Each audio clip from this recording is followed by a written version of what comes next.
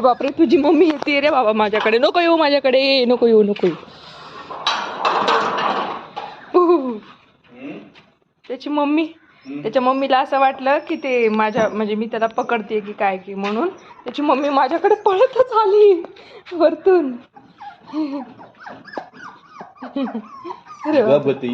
आला आला आला आला आला आला आला. मी कुठे काय केलं त्याला, मी बोलवलं पण नाही.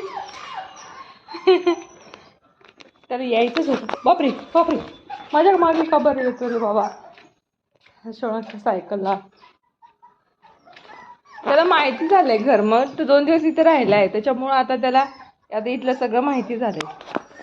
हे पाय काय तर करते तू.